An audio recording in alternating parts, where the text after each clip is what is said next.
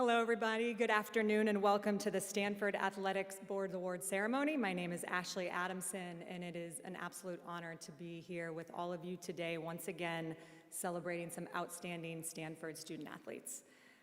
Typically, I save my thank yous for the end of the program, but I'm going to start with my thank yous today because usually by 1 o'clock, everyone is ready to go have lunch, and I have been told many times that my #1 job here is to get you to lunch on time.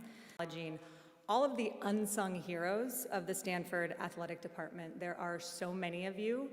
I won't try to name all of you, but the Communications Department, Academic Services, Compliance, Sports Performance Development, Equipment, Facilities, Creative Video and Digital Department. You saw that wonderful video. You're going to see a lot more wonderful videos that they produced here today.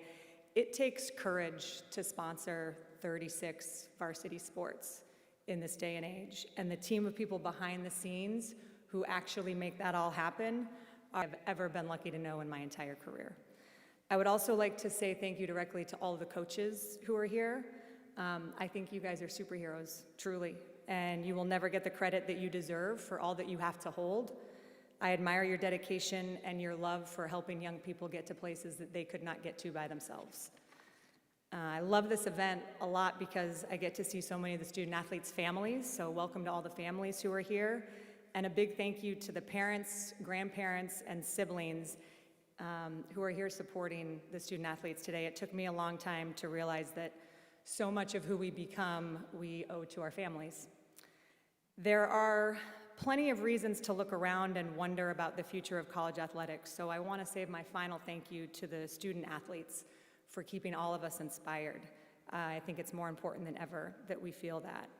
Having worked at the Pac-12 network for the last 12 years, I have had a front row seat to the impact of all of the massive changes that are happening around college athletics. And as I have taken the last year and been really thinking about how proud and also how lucky I have been to have worked at the Pac-12 network for its 12-year entirety, I also fulfilled potential, and that is something that I think will stick with me forever.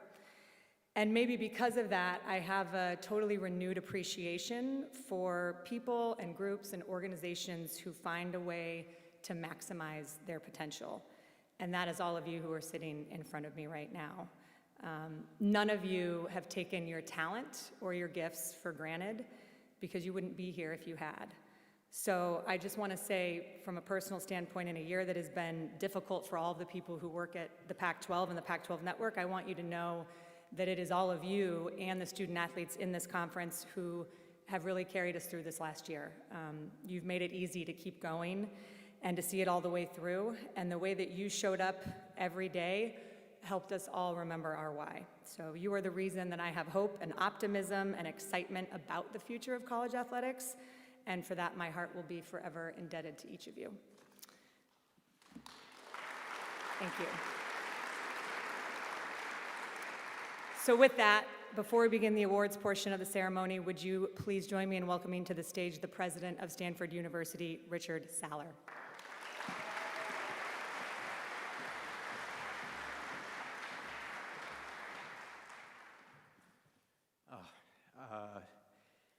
So I want to extend a warm welcome on behalf of the university. I'm delighted to be with you today to join in celebrating our student athletes. And in addition to that, we're pleased to have so many friends of Stanford here. As Ashley said, we want to thank the families of the athletes, their friends, for their support. I also want to thank the coaches and staff. And finally, thank the volunteers who are important and will be crucial to the future of Stanford athletics. That is, the Stanford Athletic Board, the Draper Investment Fund, the Buck Cardinal Club Board, and the Stanford Board of Trustees. Especially now, in this period of tumult in college athletics, that kind of support is going to be critical. Stanford is rightly proud of the tradition that it has in athletics, but the athletics nationwide are going through a transformation.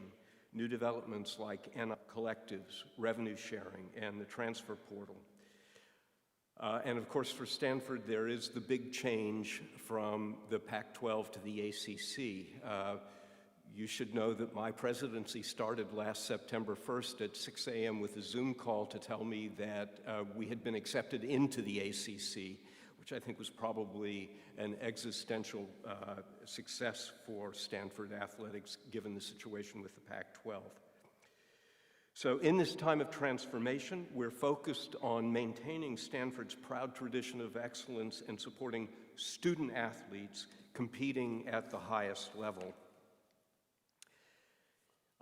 Really gratifying that through all of the transformations so far, our student athletes have continued to excel both on the field and in the classroom. And today, I'm glad to be with you to celebrate their talent and dedication. The 23-24 season has a number of achievements to its credit. I won't try to name all of them. We'll be getting into that in the program, but I do want to single out here.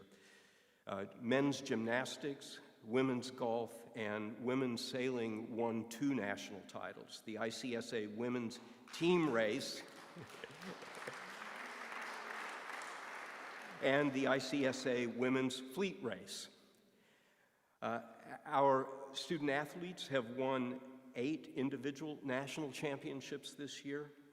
So that Stanford now has a total of 136 NCAA team championships and 167 national championships overall, keeping the Cardinal the all-time leader in both categories, and I think that deserves a round of applause.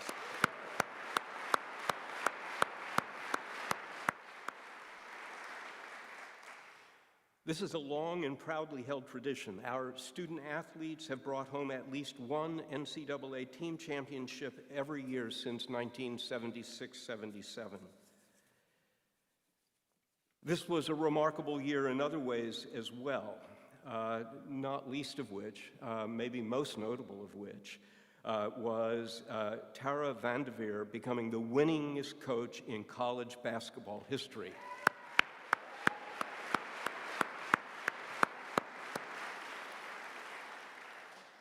Tara represents the very best of Stanford, unsurpassed excellence with deep humility. Her retirement marks the end of an era for women's basketball, but our team is in great hands with Kate Pay, and we expect more success. And I'll also be watching the Summer Olympics as our Stanford athletes are an important ingredient in the success of Team USA. As extraordinary as the Cardinal is in competition, we're proud that Stanford student athletes are equally well known for their excellence in the classroom, and I've enjoyed some of these brilliant student athletes. The graduation success rate for Stanford athletics is 97%, with 17 programs earning 100% graduation.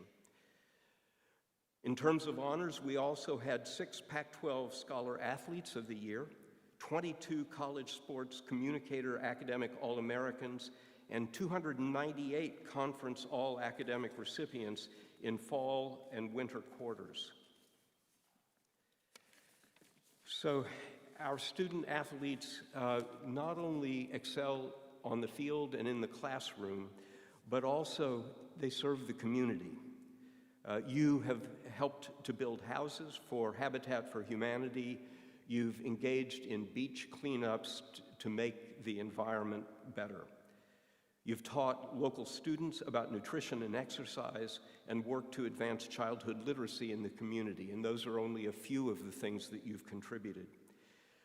The breadth of your contributions in the field, in the classroom, and in our community take hard work, commitment, teamwork, and humility. These same skills which you hone as student athletes will equip you, I think, we know, for a life of success. So to our graduating seniors, thank you for your hard work and perseverance, and I will see you on Sunday. We're proud of your accomplishments here at Stanford, and we can't wait to see what you do next. And once again, I want to thank every one of you here today for your support of Stanford athletics. And with that, I'll turn the program back over to Ashley.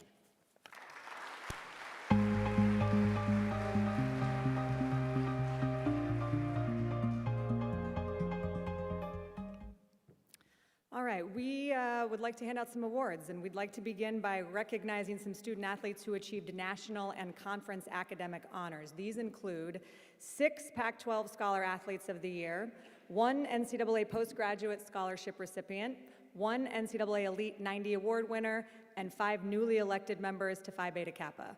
Would all of those student athletes please stand and be recognized?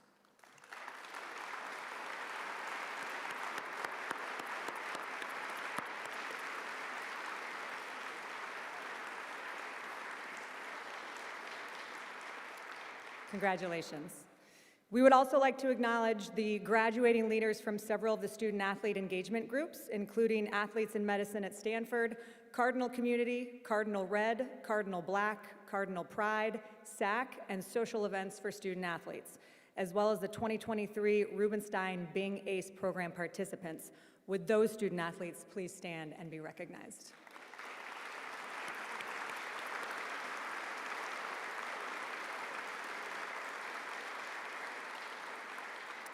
Congratulations and thank you for your service to both the Stanford and international communities.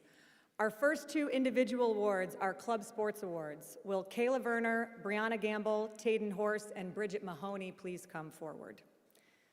The Sherry Posthumous Award is presented to the club sports team who achieves excellence, exemplifies sportsmanship, and is committed to community service. The recipient of this year's Sherry Posthumous Award is the Stanford women's rugby team. Stanford Women's Rugby has achieved outstanding success this year by winning the College Rugby Association of America Division I National Championship. This marks the team's first national championship in 16 years, a testament to their relentless dedication, hard work, and team spirit. The team went undefeated in the regular season, outscoring their opponents by nearly 500 combined points, while giving up a total of 34. The team's love for the game and commitment to building a strong community extends well beyond their athletic achievements. The program is led and supported by director and head coach Rich Ashfield and assistant coach Irene Gardner. Accepting this award on behalf of women's rugby are Kayla Werner and Brianna Gamble.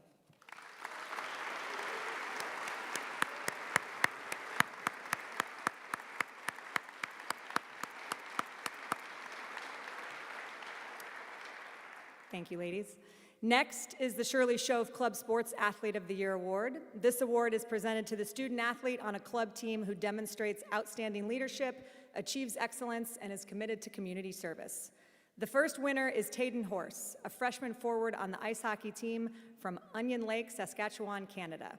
A highly skilled player with extensive experience and a calm demeanor on the ice, Tayden has significantly elevated the team's performance, particularly on offense.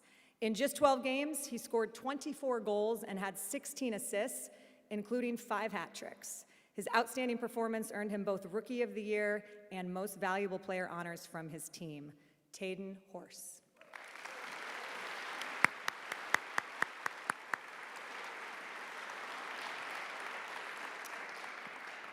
The second winner is Bridget Mahoney, a freshman on the club basketball team from San Francisco. Bridget has established herself as an exceptional athlete and a key player for the club basketball team. As a freshman, she led them in scoring, showcasing her offensive prowess and versatility. Her relentless effort and fighting spirit are evident every time she steps on the court, inspiring her teammates to give their best in every practice and game. Bridget's talent, perseverance, and energy uplift everyone around her, and she has had a significant role in Stanford Women's Club Basketball's position as an emerging team in the National Collegiate Basketball Association. Let's give it up for Bridget Mahoney.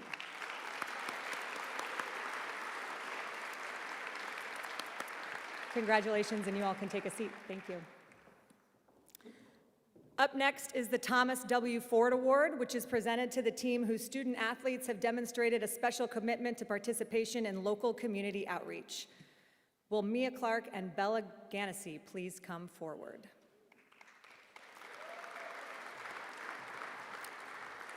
This year, our student athletes participated in several in-person and virtual volunteer and service initiatives, including clinics, mentoring kids in the local community, running activity stations at the Children's Champions event, and reading to kids in their classrooms. This year's winner of the Thomas W. Ford Award is the field hockey team.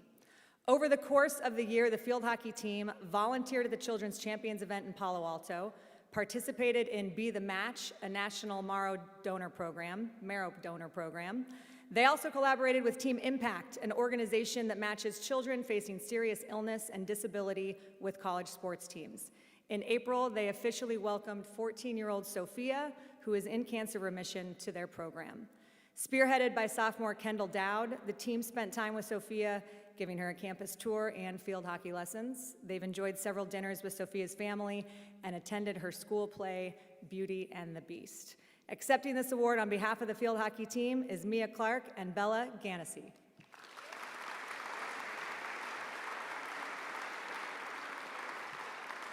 Congratulations.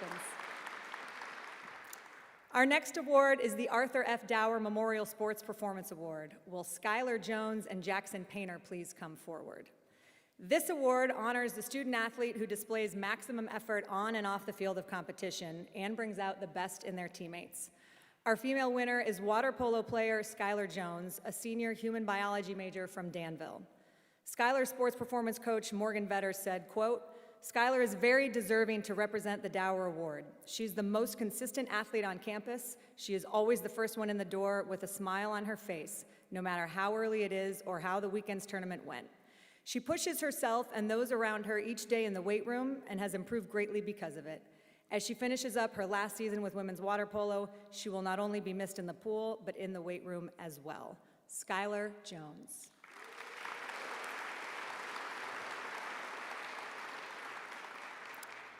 This year's male winner is water polo player Jackson Painter, a senior mechanical engineering major from Orinda. His sports performance coach, Gunnar Cederberg, says, quote, "Jackson embodies the essence of this honor through his exemplary dedication both in and out of the pool. Jackson consistently exhibits the utmost commitment to performance enhancement, evident in his relentless work ethic and unwavering positive attitude. In the weight room, he is a model of excellence, pushing himself to achieve his personal best and motivating his teammates to do the same. He sets a high standard for dedication and effort, inspiring those around him to strive for greatness. On the field of competition, Jackson's leadership shines through. His consistent commitment to improving not only his own performance, but also that of his teammates is remarkable. Whether during practices or games, Jackson fosters a supportive and encouraging environment, bringing out the very best in those around him. Jackson Painter.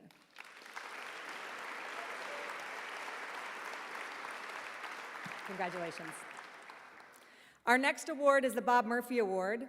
This award is presented to the student athlete whose unforgettable performance secures a place in Stanford athletics history.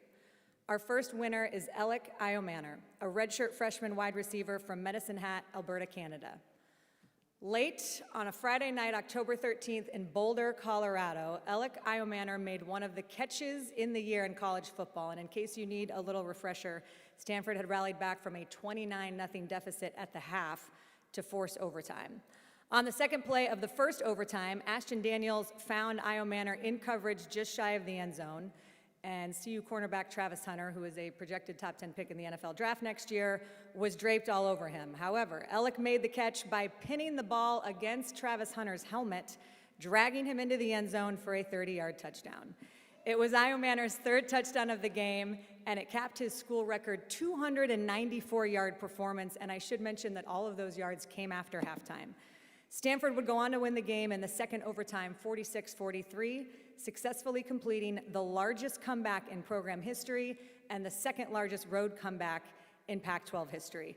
That was a lot of words. Would anyone like to actually see the catch? Yes, okay, let's take a look at the catch. You've got the one-on-one again down here. And that's where they come, battling. Oh, what a grab! What a highlight! Iomanner, mind your manners, what a catch! That'll make your Sports Center top 10. He took it off of Travis Hunter's hat. Holy cow. Have a night, Alec Iomanner.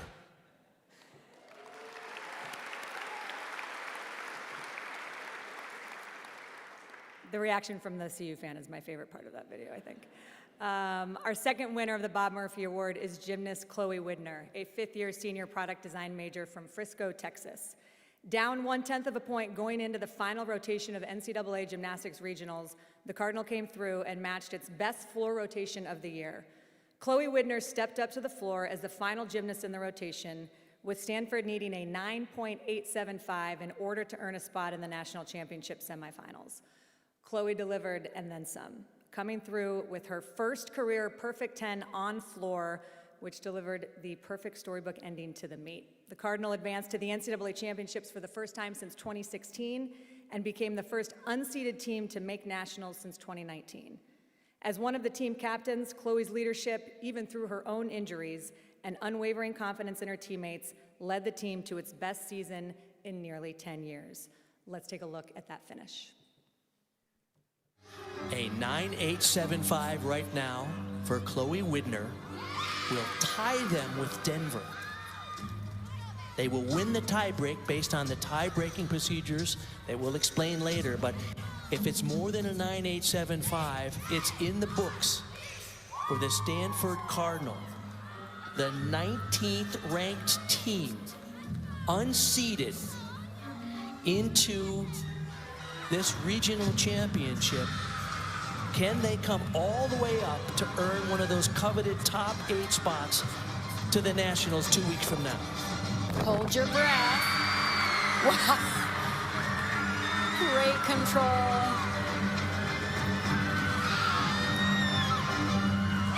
What do you think, Kathy? How about this? It's a 10. So not only does Stanford go through, but on a 10 from the Gymnast of the Year, Chloe Widner.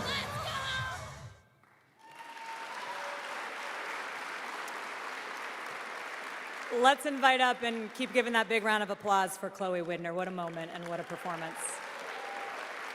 Congrats.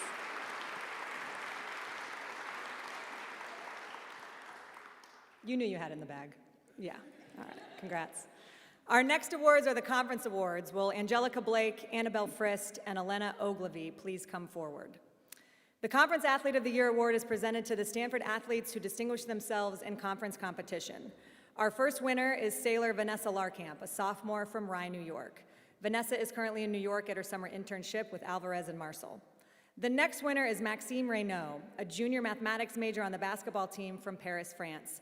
Maxime is currently at the French national team training camp. Our third winner is diver Jack Ryan, a junior symbolic systems major from Denver. Jack is at Olympic trials.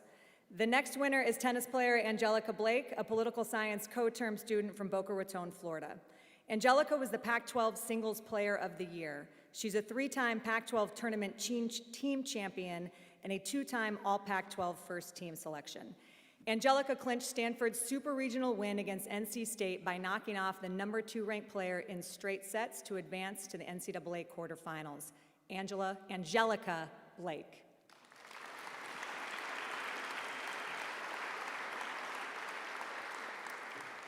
Our next winner is lacrosse player Annabelle Frist, a junior design major from Nashville.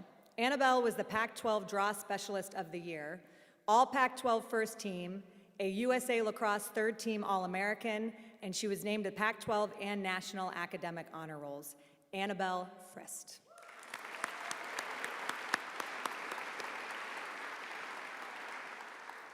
The final conference award winner is Elena Ogilvie, a senior libero on the volleyball team from Honolulu, Hawaii. Elena was the Pac-12 Libero of the Year for the 2nd consecutive season. Named All Pac-12, she helped lead Stanford to its 2nd straight conference championship title, the program's 24th overall. She was a 4-time Pac-12 Defensive Player of the Week honoree, bringing her career total to 9. She recorded double-digit digs in 30 of 33 matches, including 6 20-plus dig outings. Elena Ogilvie.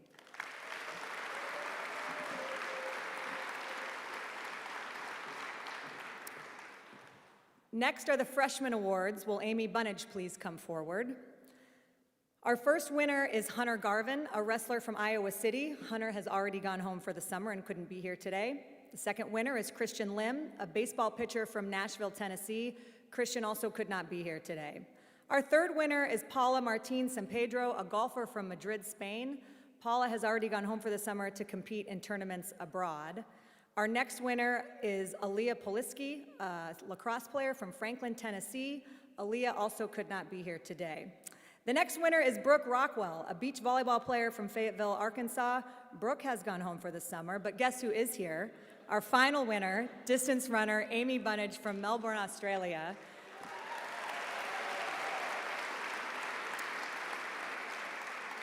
Amy is the Pac-12 cross-country Women's Freshman of the Year and Athlete of the Year. She became the first freshman to win the Pac-12 cross-country championship since 1999.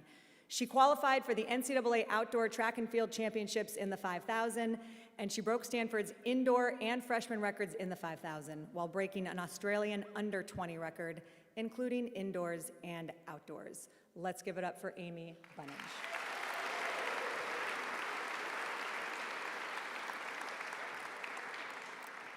Our next awards are the sophomore awards. Will Nishesh Basavareddy, Yara Elian, Crystal Chian, Anna Roberts, and Juliet Whitaker please come forward?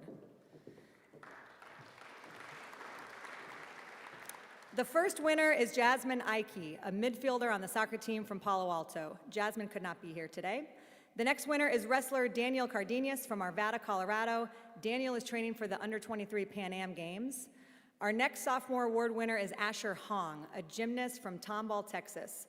Asher is at practice preparing to compete at the upcoming U.S. Olympic trials. Our next winner is tennis player Nishesh Basavareddy from Carmel, Indiana. Nishesh was the Pac-12 Singles Player of the Year and an ITA All-American for the second straight season. On the academic All-American second team, he's named Player to Watch for the Northwest region. He ended the season ranked number 12 overall in the nation. Big, warm, wide applause for Nishesh Basavareddy.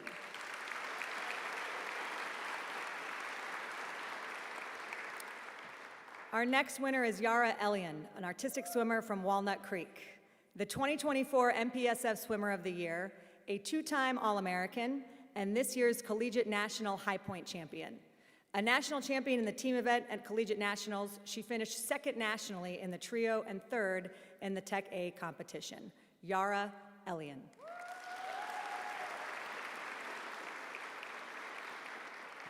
The next sophomore award winner is Crystal Chian, a freshman from Cupertino. A second-team All-American, Crystal was the NCAA Elite 90 Award winner, given to the student athlete with the highest grade point average competing at the championship. She is carrying, for those curious, a 4.058 GPA. She was the NCAA West Regional Individual Champion in foil and finished 6th overall at NCAA's. Crystal Chian.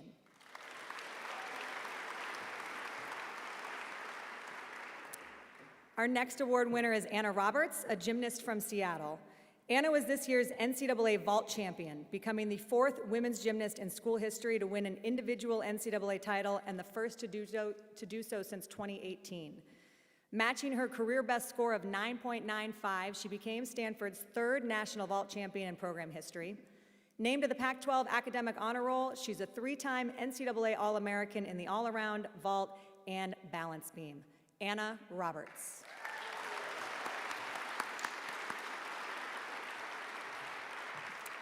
Our final sophomore award winner is Juliet Whitaker, a middle distance runner from Laurel, Maryland, and she is fresh off a historic performance at Hayward Field last weekend.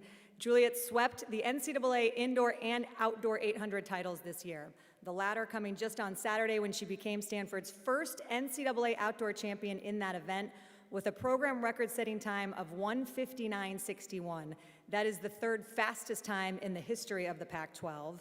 And it was a really great moment when she turned around and saw her teammate, Roisin Willis, who finished 2nd. It was the first time in 31 years that a pair of teammates finished 1-2 in the NCAA Outdoor Women's 800. In March, her winning time of 1:59.53 was an NCAA Indoor Championships record, a school record, and it was also the 4th fastest indoor time in collegiate history. She's a 6-time All-American, and I double-checked she is still just a sophomore, Juliet Whitaker. Congratulations. Congrats. Next up, we have the Junior Awards. Will Connie Ma please come forward? The first winner is setter Cami Miner, an economics major from Redondo Beach. Cami is currently training for the Pan Am Games with the national team. The second winner is swimmer Ron Polanski, a computer science major from Israel. Ron is competing abroad for Israel. The next winner is swimmer Aurora Roger, a human biology major from Iowa City. Aurora is Indianapolis for the U.S. Olympic trials. The next winner is tennis player Alexandra Yepifanova, a science, technology, and society major from Hollywood, Florida. Alexandra could not be here today. The final winner is gymnast Coy Young, a design major from Bowie, Maryland. Coy is at practice in preparation for the upcoming U.S. Olympic trials. Our final award, junior award winner, I should say, is tennis player Connie Ma, a human biology major from Dublin, California. College Sports Communicators Women's Tennis Academic All-America Team Member of the Year. She's the ITA Singles All-American, finishing the season ranked number 7 nationally. Pac-12 Tournament Team Champion and All Pac-12 First Team, Connie finished the season with a 40-6 overall record, a team best 21-2 record in duels, and a 24-5 mark against nationally ranked opponents. Let's give it up for Connie Ma.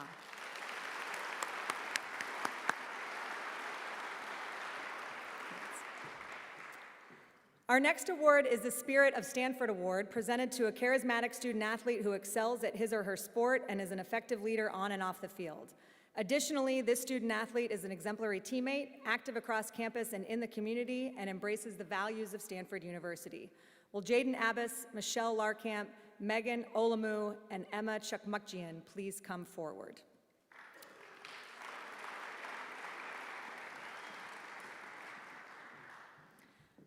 Our first winner is redshirt senior wrestler Jaden Abbas, a psychology major and sociology co-term from San Diego.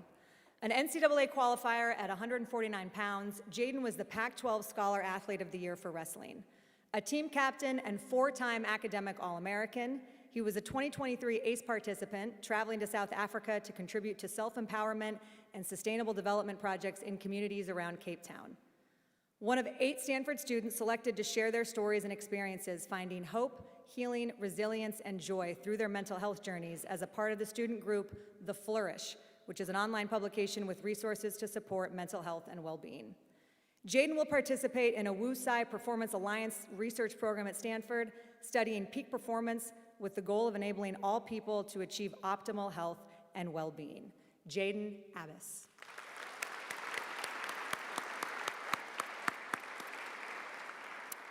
The second Spirit of Stanford Award winner is sailor Michelle Larkamp from Rye, New York. She is graduating with undergrad and master's degrees in management, science, and engineering.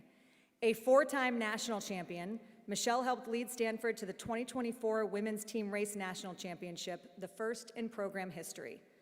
2023 and 2024 Women's Fleet Race National Champions, the first back-to-back titles in program history. A combined 9-time All-American skipper in women's and open fleet racing.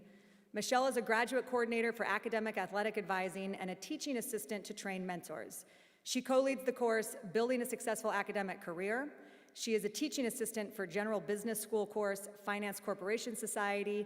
She served as undergraduate coordinator for College Sailing Tide, Diversity, Equity, and Inclusion National Task Force for College Sailing. She did that for 3 years. And she is the co-founder of Stanford Athletes in Finance. She's like Beyonce, she has more hours in the day than the rest of us. Michelle Larkamp. Congratulations.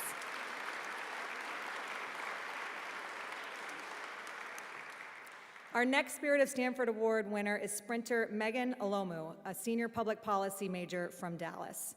U.S. Track and Field coaches all academic team, 5-time Pac-12 academic honor roll, Stanford Constitutional Law undergrad fellow, co-president of Stanford Student Athlete Advisory Committee her junior and senior years, a teacher and tutor for Curious Cardinals, a research assistant at Stanford Institute for Economic Policy Research, social chair for Kappa Kappa Gamma Sorority, a member of Stanford Women in Politics, and a recipient of the 2024 Stanford Award of Excellence, Megan Olamu.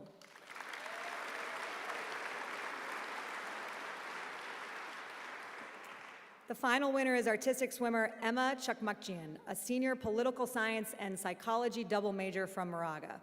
A 4-team collegiate All-American, 3-team MPSF team champion, 3-time MPSF All-Academic, the 2024 USA Artistic Swimming Collegiate Athlete of the Year, Emma was selected team captain for the last 3 years, and she has served as the co-director and financial officer of Cardinal Red, as well as vice president of Stanford SAC. Emma is the financial officer for the Armenian Students Association at Stanford.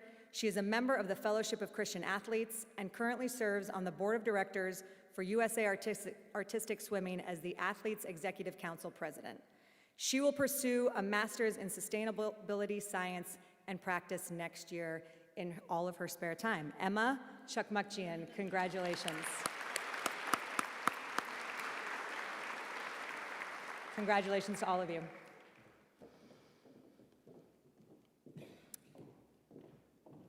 President Saller alluded to it, but the most impressive streak in collegiate sports lives on. This academic year, Stanford won 4 national championships, including 2 NCAA championships, and all 4 of those have happened within the last 2 months. The Stanford men's gymnastics dynasty continues. April 13th, the #1 ranked Cardinal won its 5th consecutive NCAA title, pulling away in the 5th of 6 rotations to win by 5.635 points over runner-up Michigan. It was Stanford's highest team scoring since beginning its national title streak in 2019. Leading the Cardinal were sophomore Asher Hong, who captured an incredible 3 individual titles on vault, parallel bars, and rings, and junior Koi Young, who won the all-around championship. Stanford led wire to wire, scoring 73.632 on vault in the first rotation. That score would hold as the highest by any team in any rotation during the competition. Hong's 15.266 would be enough for him to win a 2nd consecutive NCAA vault title. Going into the final round, the Cardinal held a huge lead of nearly 6 points over 2nd place Michigan and 3rd place Oklahoma, and they finished strong, with Stanford's competitors each scoring at least 13.8 in the final rotation on still rings. Overall, 8 different Cardinal claimed 13 All-America honors, with Koi Young earning 4 and Asher Hong 3. This is the 10th NCAA men's gymnastics championship in school history, and Stanford has won every NCAA title since 2019. Men's gymnastics is among 3 Cardinal teams to win 5 consecutive NCAA titles. Let's give a huge congratulations to the men's gymnastics national champions.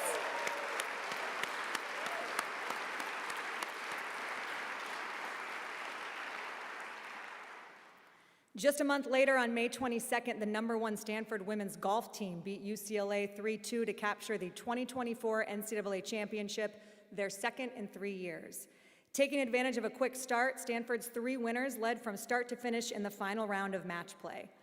With the team score tied 2-2, UCLA's Kate Villegas was unable to convert a long birdie putt, giving senior Rachel Heck the clinching 4-3 victory. Head coach Ann Walker said, quote, "That is Rachel Heck for you. She deserves that, but it's also like it was scripted to be that way. I'm not surprised, and she is a heck of a lag putter. For anyone else to be in that front left part of the green, it would have been tough. It was not by accident that we put Rachel in that last spot. She is a mature kid, and it takes a lot to rattle her." This was the 3rd NCAA team title under coach Ann Walker. She won her first championship with the Cardinal in 2015. And key to Stanford's run to the championship was Kelly Sue, who finished a perfect 3-0 in match play with the clinching wins in the quarter and semis. She was the first to earn a win in the title match against UCLA. On the postseason awards front, Stanford made it a clean sweep of the final major Pac-12 awards and earned several national recognitions. Paula Martin San Pedro was named the Pac-12 Golfer of the Year, as well as the Pac-12 and National Freshman of the Year. Head coach Ann Walker was Pac-12 and National Coach of the Year, and the entire lineup of 5 earned All-American nods, led by Mega Gane and Paula Martin San Pedro, who were named First Team All-America. Congratulations to the women's golf national champions.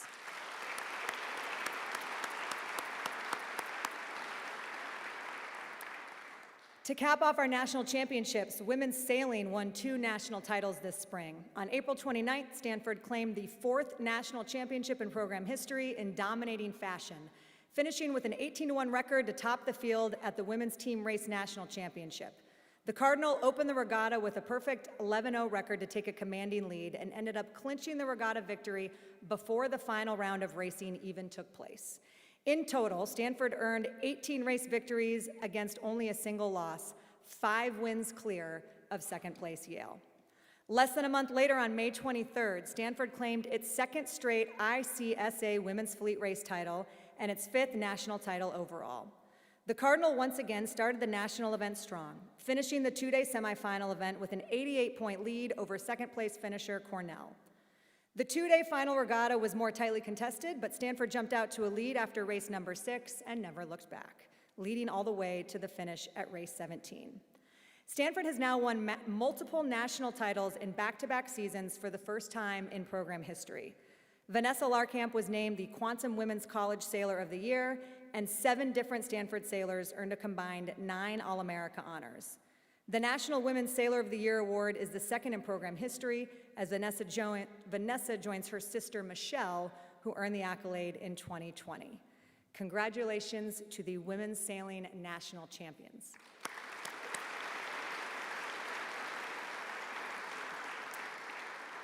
Stanford has now won 136 NCAA team titles and 167 national championships overall, keeping them in the lead for all-time national championships.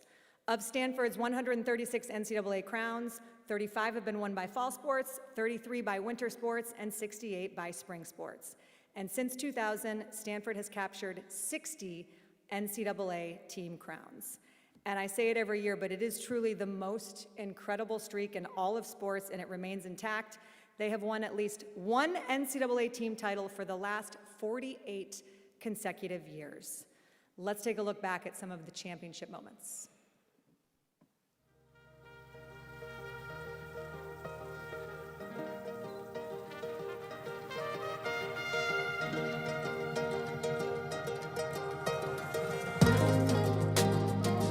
Teams arrived to a national championship is on the line.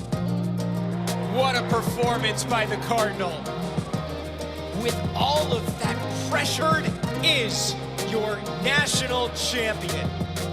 So if you win, you swim. So I'm excited to see the ladies and coaches jump into the water and go for a nice little swim. 1 seeds in match play since it started on the women's side in 2015 to win the national championship. It was Stanford in 2022, and Stanford has done it again.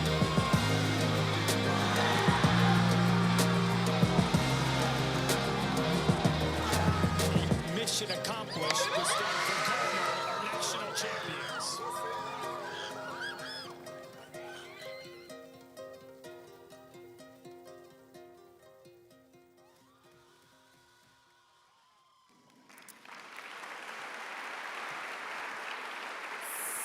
Several members of the men's gymnastics, women's golf, and women's sailing teams are here today. I would like them all to please stand and be recognized.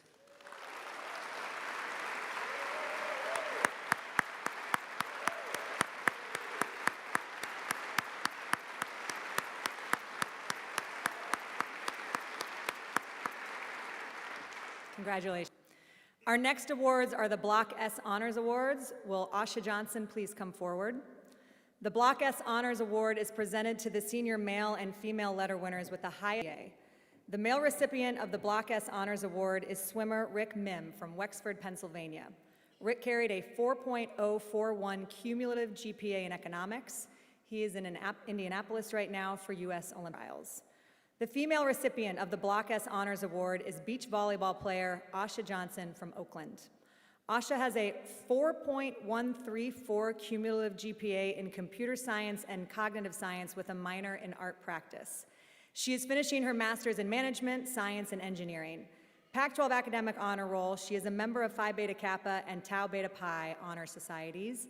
Asha is the co-founder and team lead for Stanford HAI Black, which is the Stanford Institute for Human-Centered AI, Bias Limitation, and Cultural Knowledge.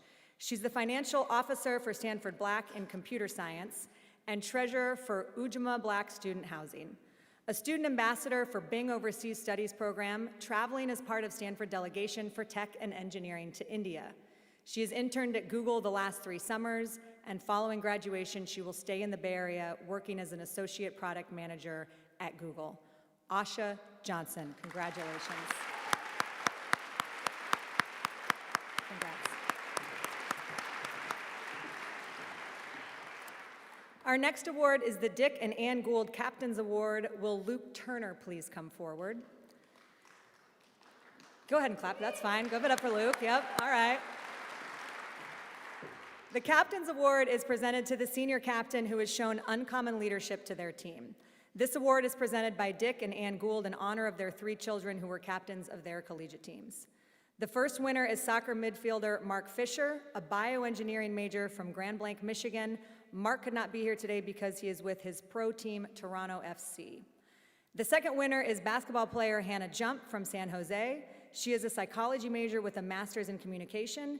Hannah is in England training for the European Championships with Team GB's 3-on-3 team.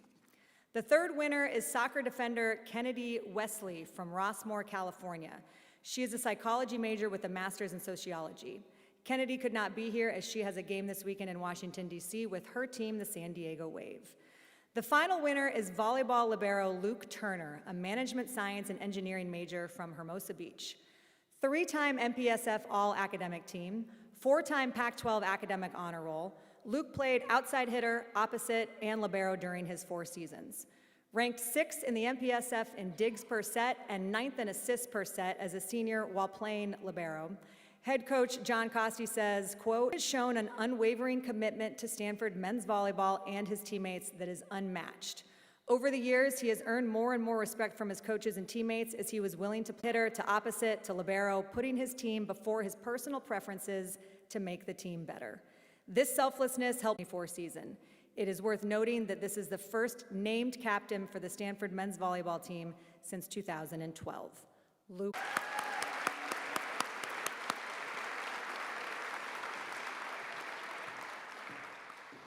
Our next Midwest for workouts with several NBA teams. The second winner is swimmer Luke Maurer, an economics major from Wilmette, Illinois. Luke is in Indianapolis for the U.S. Olympic trials. But a fun fact, Luke's mom, swimmer Lee Lovelace Moore, won the Pam Strathairn Award her senior year, so it's a great gene pool there with the Mauers. The final winner is volleyball outside hitter Will Rotman, graduating with a degree in civil and environmental engineering, specializing in real estate development, and a master's in civil and environmental engineering with a focus on sustainable design and construction. Will is home in Santa Barbara today, I'm assuming recovering from finals. Our next award is the Pam Strathairn Award. Will Belle Battistoni, Jay Brown, and Ali Kanashiro please come forward?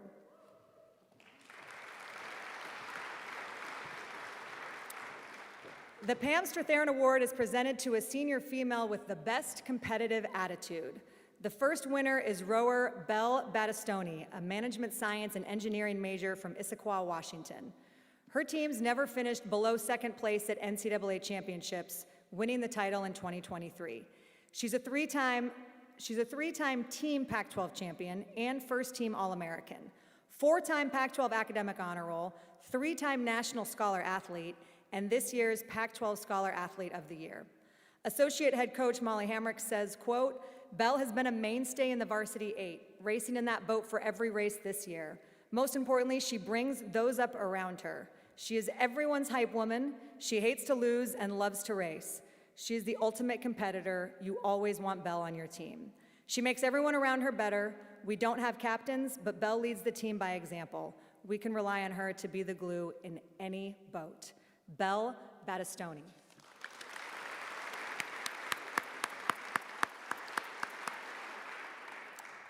Our second winner is Jay Brown, an attacker on the lacrosse team from Dallas, a sociology major with a master's in sustainability science and practice. 3-time Pac-12 regular season and tournament champions, Jay was named All Pac-12 First Team.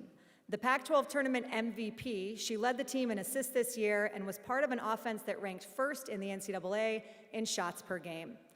4-time Pac-12 academic honor roll, 3-time academic All-American. Head coach Danielle Spencer says, quote, under Jay's leadership this year, she helped our team turn around to a 13-5 record, go undefeated in conference play to earn the regular season conference championship, and she helped our team win the last ever Pac-12 championship to receive the automatic qualification to the NCAA tournament. Jay is loved and respected by her peers and coaches and has been instrumental in the turnaround of our program over the past year. Let's give it up for Jay Brown.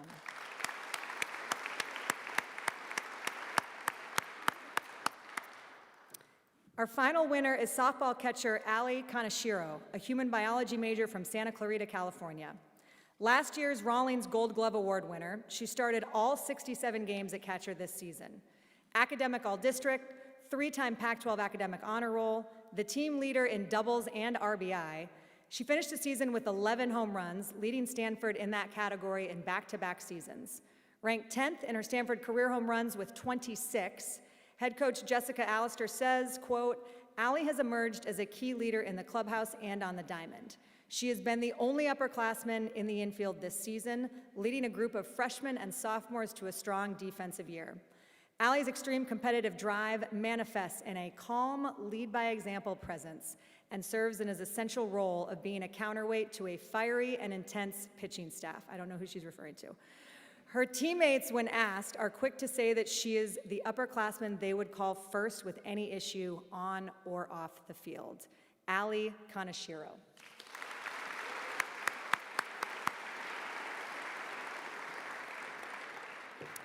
The next award is the Biff Hoffman Award. Will Joshua Carty please come forward? The Biff Hoffman Award is presented to the outstanding male senior. The first winner is golfer Michael Thorbjornsen, a communication major from Wellesley, Massachusetts. Michael has left campus to begin his PGA career. Our second winner is gymnast Colt Walker, a mechanical engineering major from Austin, Texas. Colt is at practice preparing for the upcoming Olympic trials. Our final Biff Hoffman Award winner is kicker Joshua Carty, a computer science major from Burlington, North Carolina. Josh was drafted in the 6th round by the Los Angeles Rams in this year's NFL draft. An All-American and a semifinalist for the Lou Groza Award, which is given to the nation's best kicker, a 2-time college academic All-District, 2-time All-Pac-12 first team. His 23 made field goals were the most in a single season in Stanford football history. He's ranked number 1 all-time at Stanford in field goal percentage at 85%. His junior season, he went a perfect 18 for 18 on field goals and 24 for 25 on PATs. He set a school record with a 61-yard field goal in that big game in 2022, and in his final game inside Stanford Stadium, he made a 56-yard field goal, the second longest in stadium history. He's also the only kicker who has ever done a live post-game interview on the Pac-12 network set, and Nick Aliotti says that you're still the best interview we've ever done. So congratulations.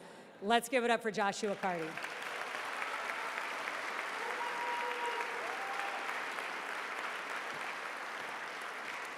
And best of luck with the Rams. The next awards, the Stanford Athletics Board Award, is presented to the outstanding female senior. Our first winner is basketball player Cameron Brink, a communication major from Beaverton, Oregon. Cameron is currently playing professionally with the LA Sparks, and shout out to her for making the 3-on-3 U.S. Olympic team last week.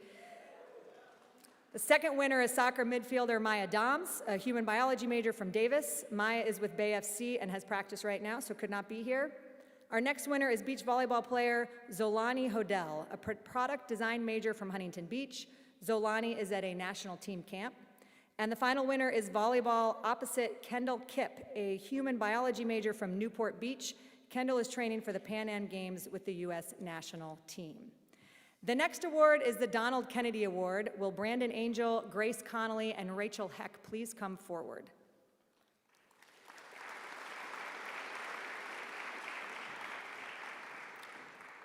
The Donald Kennedy Award is presented to the senior athlete who best exhibits the combination of excellent academics, strong athletic ability, and a commitment to community service. The first winner is basketball player Brandon Angel, an economics major graduating with honors from San Diego. Brandon holds a 3.99 grade point average and is completing an honors thesis this year, analyzing the impact that COVID-19 school closures had on academic achievement. He was named a first-team academic All-American this year, the 3rd in program history. He was the Pac-12 Scholar Athlete of the Year and the only player in the Pac-12 ranked in the top 10 in field goal percentage, three-point percentage, and free throw percentage. He was named to the Coaches Association Honors Court in 2023 and 2024, a 3-time Pac-12 Academic Honor Roll honoree. Brandon participated in community service programs, including youth basketball camps in the Bay Area and the Bahamas, and reading to elementary school students. He mentored underprivileged middle school student athletes in San Francisco to help aid the transition to high school. He is a recipient of the 2024 Stanford Award of Excellence. Brandon Angel.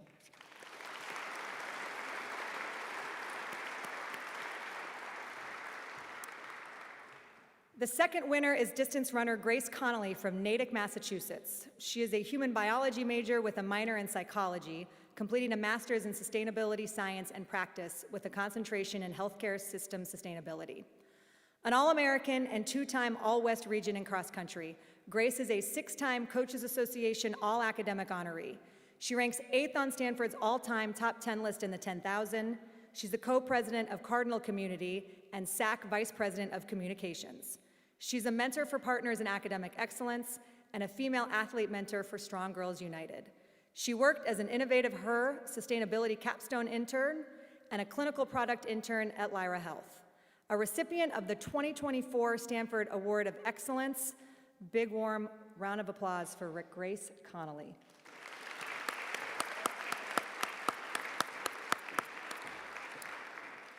The final Donald Kennedy Award is golfer Rachel Heck, a political science major from Memphis. A 2-time NCAA team champion and Pac-12 team champion this year, first time in 10 years.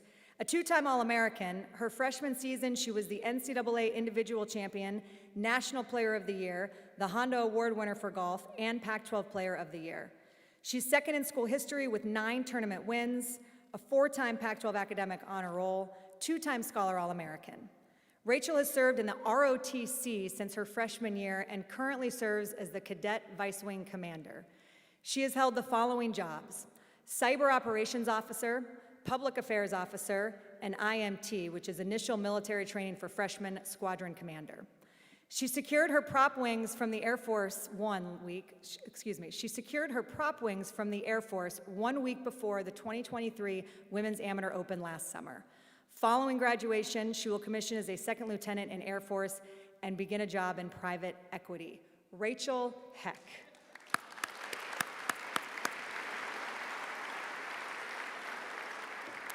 And as you can see, our 3 Donald Kennedy Award winners are joining us on stage for my favorite part, which is the panel. So great job that you guys all remembered to come and sit down. All right, this is my favorite part because you guys can stop listening to me talk and you get to listen to some of these excellent student athletes. Rachel Heck, Grace Connolly, and Brandon Angel, congratulations, and congratulations because you all are going to be graduating on Sunday. I'm very excited for you. It's a big time in all of your lives. Rachel, I'm going to start with you, and I actually don't know where to start because everyone just heard me read your bio and some of your accomplishments. And I think one of the things I think that's important for people who may not know your story to know is that in January, I read that you never thought that you were going to swing another club for Stanford again. You had dealt with all sorts of injuries and illness. And yet 3 weeks ago, you come out and you deliver the clinching point to win the national championship for the Stanford women's golf team. Take us through that moment and, given all the backstory, what it meant to you. Yeah, it was definitely a really tough winter. So last March, I had surgery. And I finally recovered from that, but it was very shaky, and things weren't going well in January. I was really, really miserable trying to play, and I remember super vividly sitting down with my coach, and she could tell I was miserable, and she was like, Rachel, like, let's just call it. Like, it's okay, you've had an amazing career. Like, I don't like seeing you like this. And, you know, if I were just playing for myself, then I definitely would have.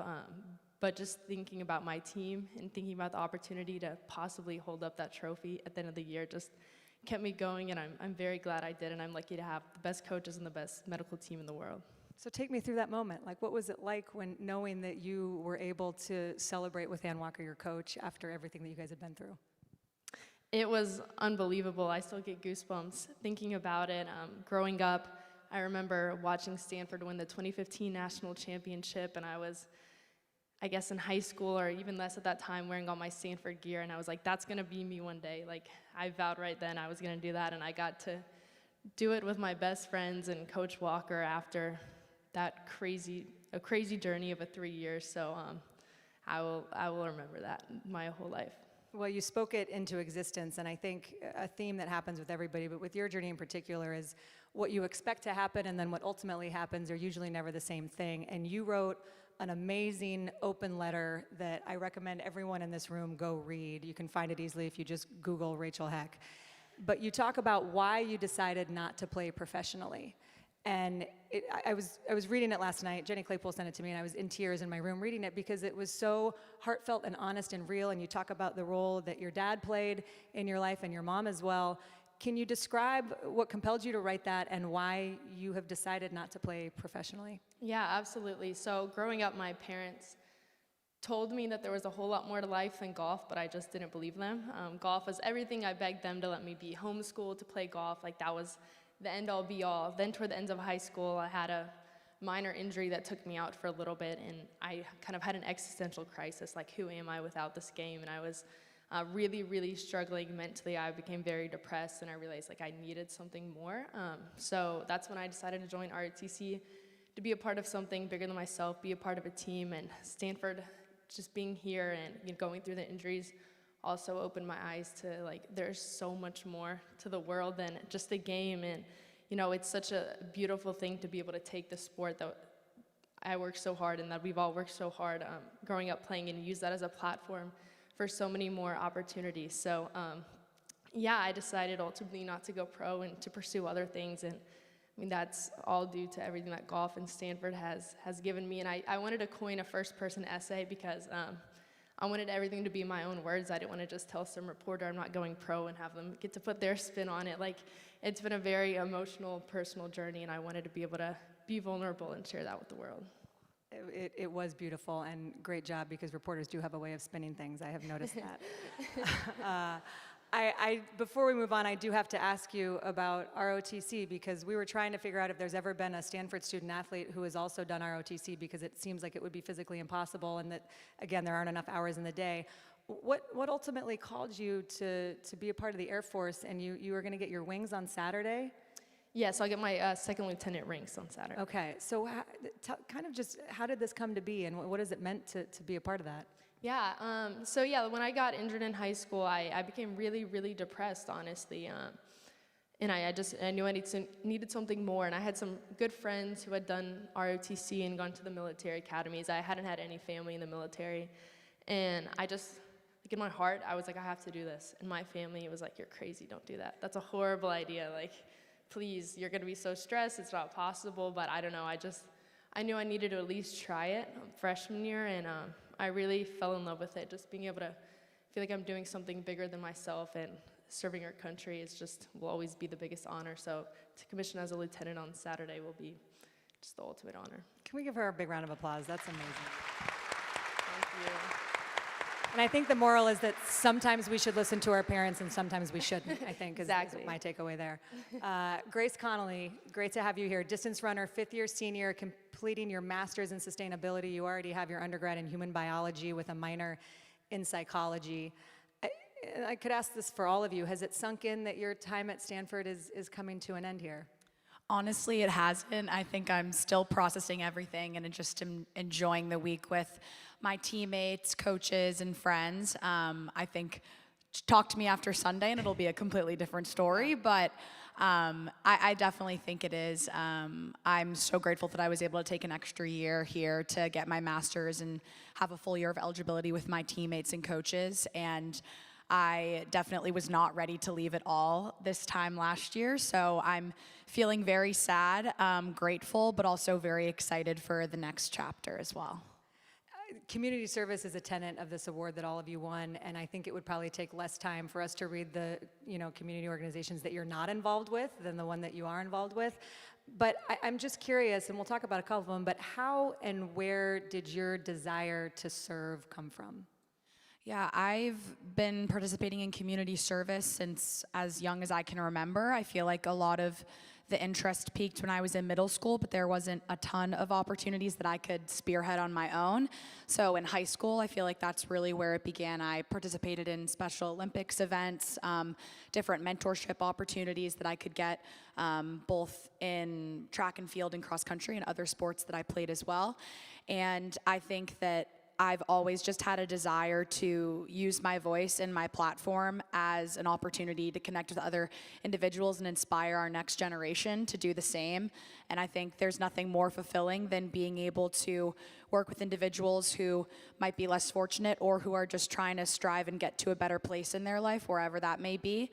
And I think community service is an incredible opportunity in doing so. And I'm so fortunate that I was able to continue that here at Stanford. Shout out to Max, who's my Cardinal Community Co-President. I really wouldn't be able to execute any of our community service events that go on both on campus and outside without him. And I think that Cardinal Community is just a really amazing opportunity that I've been able to meet so many of individuals who are here across all the different sports and engage with so many individuals both on campus and other organizations off campus and in the Bay Area. So Tell people what Cardinal Community is, because I think this is a really cool type of community service to help get more people involved. absolutely. Cardinal Community is a student athlete philanthropic organization. So we have members from all 36 of our sports, and we meet monthly. We have events going on. Usually every month is what we strive for, but a couple every quarter. Events ranging from Habitat for Humanity, which we had last weekend, which we partnered with them to help build out some apartments in San Jose. We celebrated AB Trees, which is National Read Across America Day. We brought kids from all over the kind of Bay Area to come celebrate with us and all of our student athletes. So really amazing organization, starting our 4th year next year. Very sad to leave, but leaving it in amazing hands with our amazing student athletes. So. I think that enthusiasm is one of the most underrated human traits out there, and everyone that knows you that I have talked to says that everything that you do is with great energy and enthusiasm. And I know one of the things that you are called to do is mentor younger girls, and one of those things is figuring out how to help them understand how to have an identity that's different than their sport. I think Rachel alluded to that feeling when all of a sudden that leaves, and then who are you? How have you found that balance, and what has it meant to you to work with young girls who I know really look up to you? Absolutely. I resonate with so much of what you said, Rachel. I think it's so important to find identity out of sport. It's a very difficult thing to achieve, though. And in high school, I think I was hyper-focused on my athletics and academics to get to Stanford ultimately, and I'm extremely grateful for that, but I think that I lost a little bit of myself in doing so, and honestly feel like I wasn't able to grow into my fullest potential and kind of best version of myself until 2 years ago, when I was really able to just recognize that there's so much more to life than running, and running is something that I do, but it's not all of who I am. And I think that learning to prioritize yourself and to really think and give yourself the time and space to reflect upon other things that are meaningful to you. And I feel like this season in particular is like every time I was getting on the line to race, so nervous, so scared, but especially my last race and looking at my teammates and parents in the stands and really just realizing that this could be my last race ever, and just having a lot of gratitude and knowing that I get to run. Like, this is something that I get to do and I enjoy doing, and our sport is unique in the sense that we can go for runs and just chat the entire time, and I think that that's extremely special, and you really get to learn a lot more about yourself beyond the sport. And I'm so grateful that I've been able to mentor younger individuals who are getting into running, but also just sport in general, to help them see there's so much more to you than just your sport and your school. Like, you are an amazing whole person with so many other interests and things that will make you successful no matter what you do. And I think that very grateful for Stanford for helping me to discover that, even though it took a few years, for sure. I love that. And I think that that's one of the most important messages, especially for young people, to be able to hear. So let's give it up for Grace, because that's awesome. Brandon, I'm sorry that you have to follow both of them. It's not an easy task. Pac-12 Scholar Athlete of the Year, I mentioned that you're an econ major graduating with honors on Sunday, and that you have a 3.99 GPA. So if you would like, you have a microphone. If you'd like to call out the professor who gave you an A-, you can go right ahead. It's a story for the reception. Okay, a story for the reception, so stick around for that. Would love for you to tell us about your honors thesis. I mentioned that you studied the impact that COVID had on school closures and academic achievement, which I think is a really important and complicated topic. How did you choose it, and what did you learn? Yeah, so obviously it's a topic that we've kind of all experienced firsthand over the course of the last 4 years. And for the older students in my grade, it was our first year of college. So our welcome to Stanford was Zoom school. And then the real welcome to Stanford was the first time you had to take in-person tests, in-person classes, and in-person finals. So knowing that transition wasn't the easiest for me, and if, as an experienced student, a college student's experiencing that, then what are the younger students feeling, the kindergarten through 12th grade students, who are obviously less prepared than we are? So I wasn't planning on writing an honors thesis until I took a class, Health and Healthcare Econ, taught by Professor Jay Bhattacharya. So in that class, we had a COVID lecture, and that's really where the interest was sparked on this topic. I always had my own views on COVID and how it was handled, and then that class really sparked me to take it one step further, and let's look at that through my own lens, not just what you're seeing in the news and in the widespread media. So the start of this year, I decided to work with him, and he was a great mentor throughout the whole process, gave a ton of guidance, and really led me through the research, but let me come to all my own conclusions. He's very renowned in his field and in his views, but he really allowed me the space so you can come to your own conclusions, and I'm here to support your research. So a big shout out to him, and was very appreciative for all he did throughout the process. But ultimately, the thesis was, I thought it was a very fulfilling process. It was a lot of work that went into it, and to see the results and to see it culminate into a final project was satisfying. What was the most surprising thing that you learned or that you weren't expecting to learn? I mean, to be honest, all of it was exactly what I would have expected. I mean, simply the younger kids, what happened to them was completely wrong, in my opinion, and the research supports it. Specifically, I compared grade 4 and grade 8 students, and across both subjects, math and reading, the grade 4 students were significantly worse off when you look at fail rates and just average test scores on a standardized test. And also math. Math was significantly more sensitive to school closures than reading scores, holding grades constant. Well, I think about, your class in particular, the graduating seniors who have been here for 4 years. You mentioned it. You arrived here during COVID, which I think that was just, it's almost like in some ways I feel like I've blocked some of those memories out because it was such an intense time and no one really knew how it was going to end. So it wasn't only COVID, but I think about, for all of you, but especially the graduating seniors, what you guys, the transformations that you have seen during your college careers. NIL wasn't really a thing. The transfer portal wasn't what it is now. And then we mentioned everything from COVID. So what has it been like, Brandon, navigating all of the different things you would have never expected to be part of your college experience?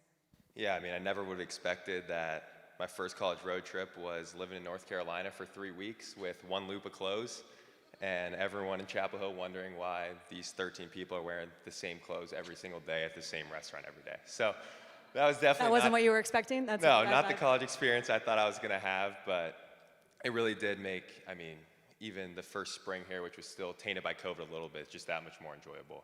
And really appreciate all that Stanford has to offer, both in-person classes and experiencing office hours, talking with faculty, donors, and everyone else that makes this experience so fulfilling. So in summary, the COVID experience, I think, just catalyzed the rest of my Stanford experience and made it that much more exciting moving forward.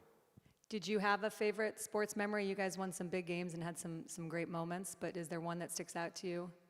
Yeah, the big wins at Maples definitely sticks out the most, especially the Arizona games. Playing a big crowd against a top 5 opponent, every basketball kid, those are the games you dream of playing, and those are the games that really get you. You wake up in the morning for those games, here we go. It's one of those days and it's time to go to work. So, and to be able to experience it in that atmosphere where Maples was, as crowded as I've seen it, made it even more special. Yeah, I also, personal favorite memory, just a couple months ago at the Pac-12 tournament when you guys came back to beat Cal. That was a pretty amazing and unbelievable and unforgettable game. I will leave you guys with one final thing, and then I'll let you go sit down. But Andrew Luck said something the other day that has kind of stuck in my head. He said, "You can't be a good leader unless you are a great teammate." And I'm curious for all of you how your vision of leadership has evolved over your time at Stanford. And Rachel, we'll start with you. Yeah, it's definitely changed a lot. I've learned, as some of my officers above me say, there's a lot of different leadership hats you have to wear. And I saw that in ROTC firsthand because first semester I had to yell at cadets, and if you know me, you know I don't want to be mean. So they're like, this is just the leadership hat that you have to wear right now. And for golf, freshman year I thought, okay, playing well is the leadership position that I'm in right now. And then I wasn't playing well, and then I was hurt, and then I realized, okay, what leadership hat do I have to wear now? And that looks like supporting the team, being there for moral support, for mentorship, for our freshmen and sophomores. So I think that's my main takeaway, is that no matter what position you're in, there is a way to be a leader, and there's a hat for it. If I got yelled at by anyone, I would like it to be you, though, so I'll put that out there. How about you? Absolutely. I completely agree with all of that. I think that looking at myself as a freshman, looking up at our seniors and leaders, and then myself now as a fifth year who's been on the team for a while, I think the biggest thing for me is that you're leading by example on the track, but also in every other aspect of life, whether that's school, socially, personally. And it's so important to be able to support one another just in every single aspect of one's life at Stanford and outside of that. And I think that when I was younger, I looked at a lot of my teammates just at what they were doing on the track and our older girls and how they were racing, how they were speaking to one another and all of that. And that left such an amazing impact on me. But as I've really stepped up into leadership roles over the past 2 years, I think the biggest thing for me is just knowing, very similar, that you can be a leader in so many different ways. Whether you're winning at NCAAs or you're scoring at Pac-12s, whatever it may be, you can be such a critical and integral leader and mentor and support each other in whatever aspect of life that is. So it's not just about what you're doing on the track or on the field or on the court, it's also what you're doing in every other aspect, so. I love that. Anything you would add, Brandon? Yeah, they covered a lot of it, but I would just say learning that there's different styles of leadership, and everyone as a leader is different. There's no one way.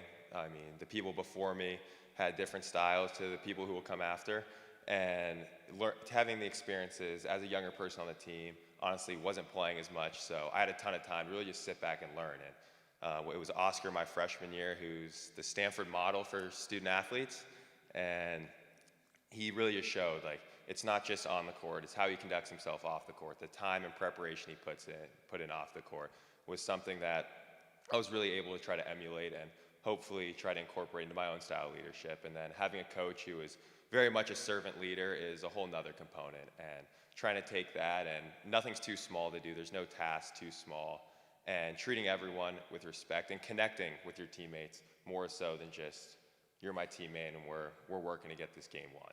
And obviously that's a huge component, but having that relationship off the court, especially once you have that senior freshman gap, being able to bridge the gap and pull the team into a cohesive unit was a big step.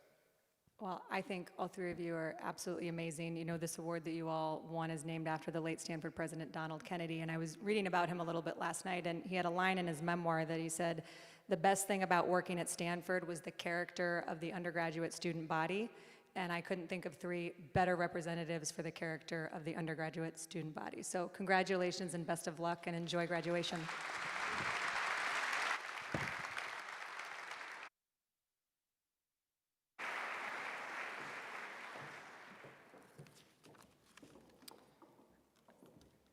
All right, we've got one final award, which is the Al Masters Award.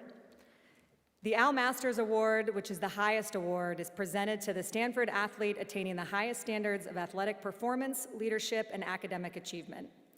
The first winner of the Al Masters Award is sophomore pitcher Nigeri Kennedy from Topeka, Kansas.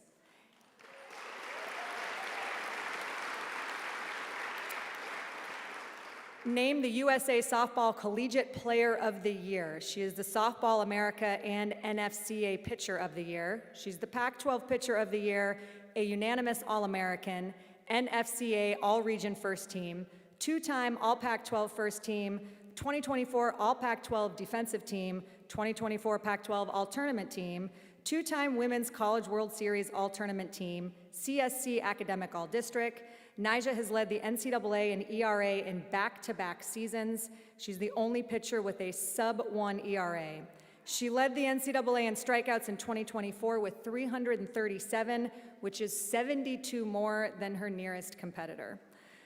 Fourth most single-season strikeouts in program history, and after 2 seasons, she ranks 5th in career strikeouts in program history with 555. Struck out double-digit batters 18 times, including a career-best 18 strikeout performance against Georgia on March 3rd. Nyjah is currently in New York City at an event for Major League Baseball, but she did record a video message, so let's take a listen. Hi, Nyjah Kennedy here, and I just want to express how thankful I am to have won the Al Masters Award. Stanford is full of so many incredible athletes, and it feels amazing to be honored among them. This has been a huge year for Stanford athletics, from conference championships to national championships. This has just been such a great year, and I'm so thankful to be a part of it. Among accepting this award, I'd like to thank God first off, and then of course my coaches. They've been with me every step of the way. My parents, they've sacrificed so much for me to play softball, the sport I love. So I owe so much to them, and of course my teammates. They've believed in me and picked me up when I've been down. Thank you all so much again, and so sorry I can't be in attendance. Let's give it up for Nyjah.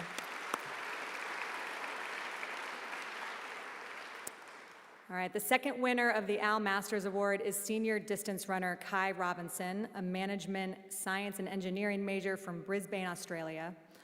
This past weekend, he finished third in the 5,000 meters at the NCAA Outdoor Track and Field Championships, a two-time 2023 NCAA Outdoor Track and Field champion in the 5,000 meters and the 10,000. He finishes his career as a 13-time All-American, including 9 track and field first-team honors, 2024 Pac-12 track champion in the 5,000 and the 10,000. He's the first Stanford runner to sweep those events since 2010. This past fall, Kai was the Pac-12 cross-country champion, the Pac-12 Men's Cross-Country Athlete of the Year, and the Pac-12 Men's Cross-Country Scholar Athlete of the Year. He was the 2023 West Region Cross-Country Champion and the Men's Cross-Country Athlete of the Year.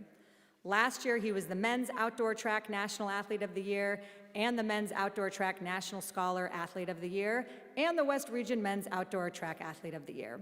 In 2023, he ran the second fastest indoor 3,000 time in collegiate history and broke the Australian record, including indoors and outdoors. He owns the third fastest indoor 5,000 time in collegiate history, which is also an Australian indoor record. He is the Stanford school record holder in the steeplechase, 5,000, and indoor 3,000. Kai is racing in Belgium this week as he tries to make the Australian Olympic team, but he also recorded a video, so let's take a listen to that.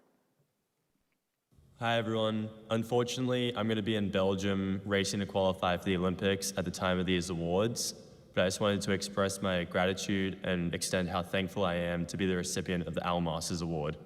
It means so much. After 4 years of hard work in the Stanford uniform, I wouldn't have been able to do it without all the incredible people supporting me here at Stanford. Thanks so much.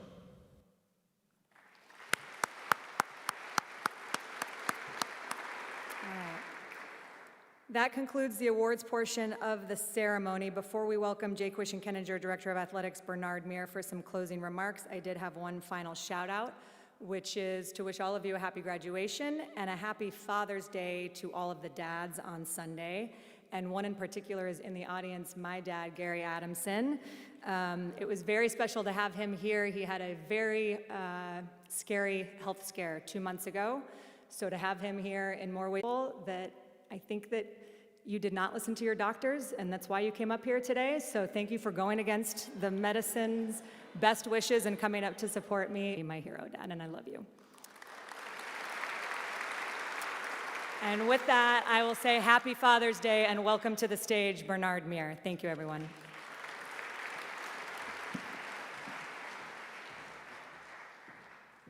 Thank you, Ashley. It's great to be with all of you and student athletes. We're so proud of you. I'm so into these videos, and we have one more special one that we want to show. So let me have that video show, and then I'll have a few comments.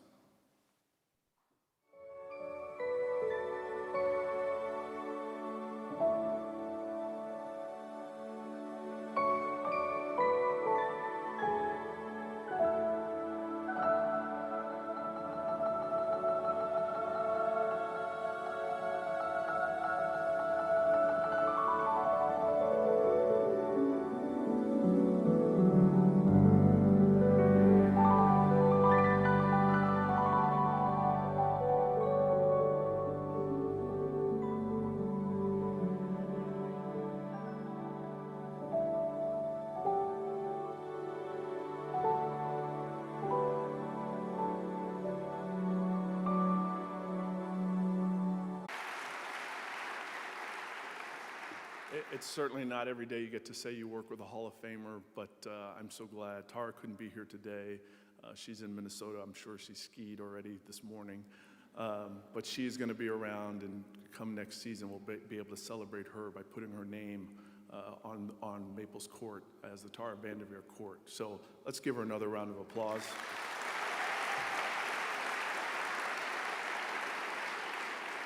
If you could turn up the lights, I just want to give a few notes of gratitude to so many. And I'll start with you, Ashley. Thank you so much. Just sorry that it's ending, but we know you liked so many schools in that conference and only loved one, and we appreciate it. So, Ashley, I just want to take a moment just to say thank all of our staff members. If they could just stand and be recognized, that would be terrific.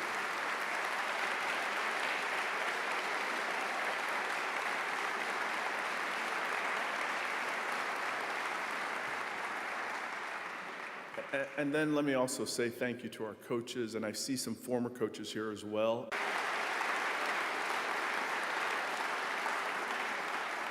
And then also I would like to just thank our university leaders for Stanford Athletics over the years. President Saller, Provost Martinez, I know the Board of Trustees, Jerry Yang, that would be wonderful.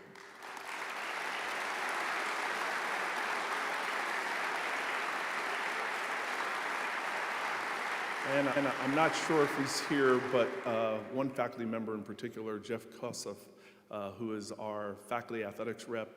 Every school designates a faculty athletics rep, and we've been fortunate to have Jeff as our rep.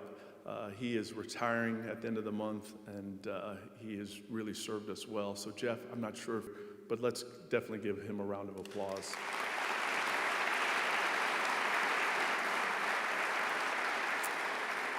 And then two other groups I'd like to recognize. One, your parents. I know that we have several parents here in the audience, and I just want to say thank you for sending your son and daughter, entrusted them with us. It's been phenomenal to watch them mature and compete at the highest level. So parents, let's recognize you, and if you would stand, those parents that are here of our student athletes, that would be wonderful.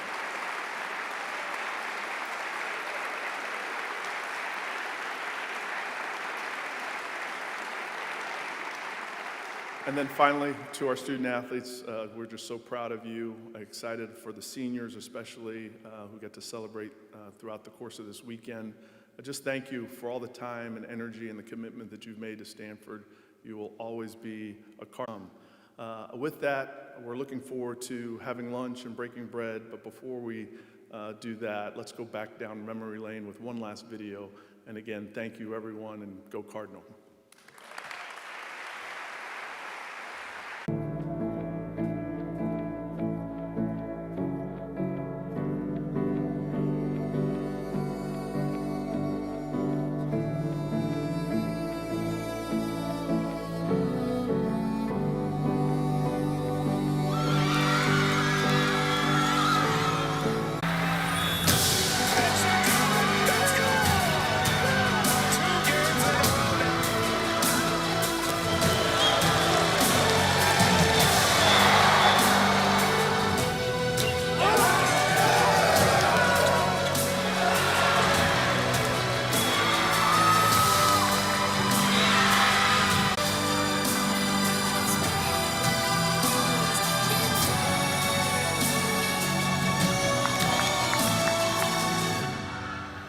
Finish as a national all-around champion for Stanford.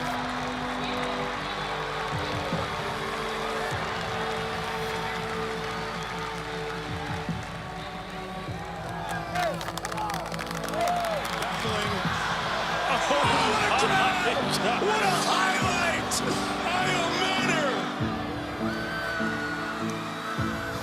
Hold your breath. Oh, gosh. It's a 10. Let's go!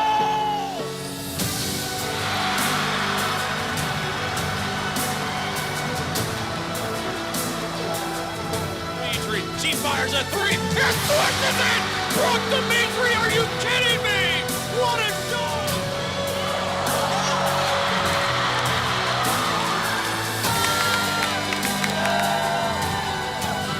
And Stanford, your Pac-12 champions. The Cardinals back to the World Series. What a performance by the Cardinals. Mission accomplished. The Stanford Cardinals are national champions. Stanford is your national champion.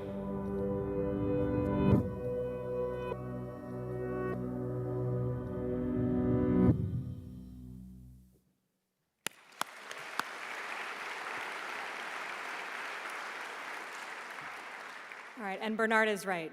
Stanford is my only true love, and the best part, I guess the silver lining to the Pac-12 ending is I don't have to pretend like I like those other 11 schools anymore. But I am really excited for you guys to go on to the ACC, and I will be here watching and rooting and hopefully being around this great university in some way moving forward. That concludes today's ceremony, and I'm sorry because we're a little bit later than we wanted to be, so I hope I don't, Jenny, I hope, okay, thank you. I would like to invite the award winners to return to the stage for a group picture, then they will join everybody for lunch in the atrium. But thank you all so much for coming. This was such a gift to be here, and go Card.